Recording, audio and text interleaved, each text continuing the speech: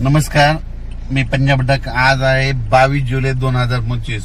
धाराशिव जिल्ह्यामध्ये पाऊस कमी होता, तर काल धाराशिवकडे गेलो होतो, तर तिथल्या शेतकऱ्याला तिथं आनंदाची बातमी दिली, तुमच्या धाराशिवला देखील पाऊस येणार आहे.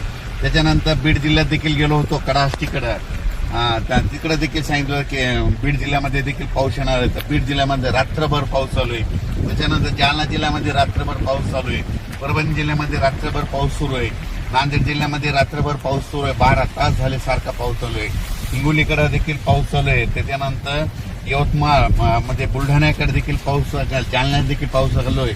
आणि हे आमच्या बघा परभणी जिल्ह्यामध्ये इतका पाऊस चालू आहे, जालनाकडे चालू आहे, तर पूर आलाय नदीला. तर हे तुम्हाला लाईव्ह दाखवत आहे. म्हणजे मी म्हटलं होतं ना, 21ला पाऊस सुरुवात होईल, 22ला त्याची व्याप्ती वाढेल. तर रात्री मध्यरात्री खूप पाऊस पडला.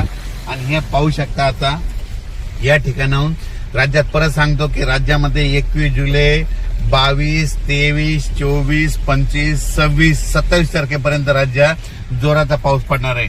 राज्यात ज्या भागात पाऊस झाला नाही त्या सर्व शेतकऱ्याला सांगू इच्छितो की तुम्ही काही घाबरू नका, कोणाचं पीक जाणार नाही.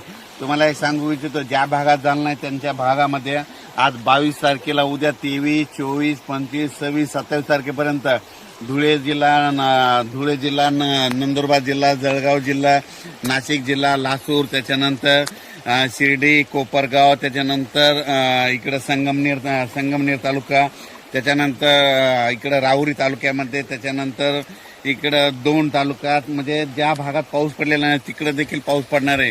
विदर्भात देखील तुम्हाला सांगतो 6, 5, 11 जिल्ह्यामध्ये 27 तारखेपर्यंत चांगला पाऊस पडणार आहे. म्हणून काही चिंता करायची गरज नाही. म्हणजे ह्या 7 दिवसामध्ये 26 तारखेपर्यंत सगळीकडे पाऊस पडून जाईल आणि सगळ्यांना जीवदान भेटणार आहे. म्हणजे सांगायचं झालं तर हा पाऊस सगळीकडेच पडणार आहे. दररोज वेगवेगळा भाग घेत राहणार आहे. म्हणून हा अंदाज लक्षात घ्यायचा. अचानक वातावरणात बदल झाला तर लगेच एक मेसेज दिला जाईल. धन्यवाद.